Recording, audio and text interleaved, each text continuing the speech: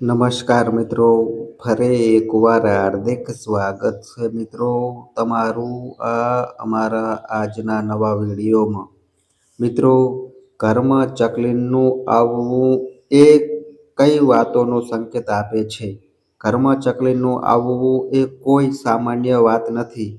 મિત્રો, વાસ્તુશાસ્ત્ર મુજબ ચકલી માત્ર એક નાનો પક્ષી જ નથી પણ સુખ, સમૃદ્ધિ અને સકારાત્મક ઉર્જાનો પવિત્ર સંકેત છે. તો મિત્રો, આજના વિડીયોમાં આપણે વાસ્તુ મુજબ ચકલી આવવાના 5 શુભ સંકેતો વિશે જાણીશું. કહેવાય છે કે જ્યાં ચકલી પોતાના ઘોંસલા એટલે કે માળા બનાવે છે ત્યાં માતા લક્ષ્મીનો વાસ થાય છે. અને મિત્રો, ઘરમાં હંમેશા આનંદ, પ્રેમ અને શાંતિ ટકેલી રહે છે. મિત્રો, વાસ્તુશાસ્ત્ર મુજબ ઘરમાં ચકલી આવવી એક ખૂબ જ શુભ અને સકારાત્મક નિશાની માનવામાં આવે છે. અને મિત્રો, પક્ષીઓનું ઘરમાં આવવું વાસ્તુ અને જ્યોતિષશાસ્ત્રના મતે ઘણા સંકેત આપે છે. તેમાં પણ અમુક પક્ષીઓનું આગમન એ ખૂબ જ શુભ ગણાય છે. મિત્રો, તેમનું ઘરમાં આવવું એ તમારા જીવનમાં નાના મોટા પરિવર્તન લાવે છે.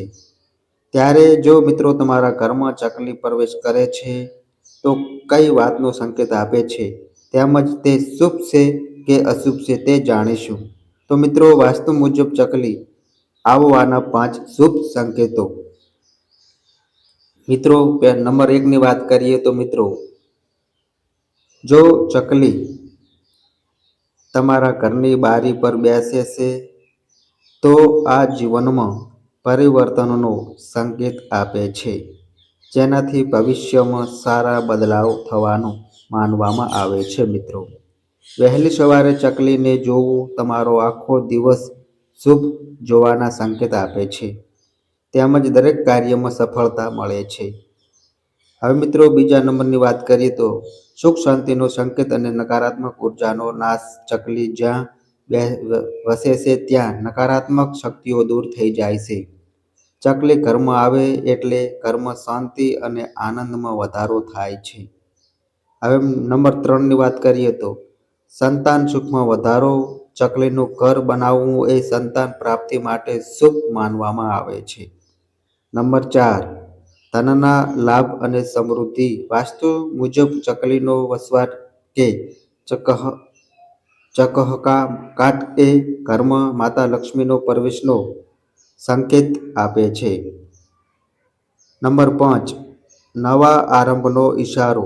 જો ચકલી મિત્રો ઘરમાં વારંવાર આવતી હોય તો તે નવા શુભ પ્રસંગનો કે અવસરો આવવાના હોય તેવો સંકેત આપે છે.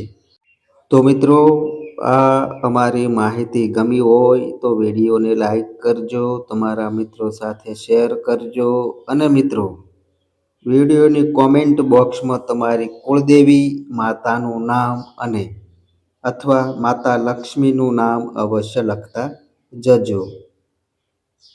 તો બસ મિત્રો, આજે આટલું. ફરી મળીએ એક નવા વિડીયો સાથે. ત્યાં સુધી બધાય મિત્રોને હર હર મહાદેવ.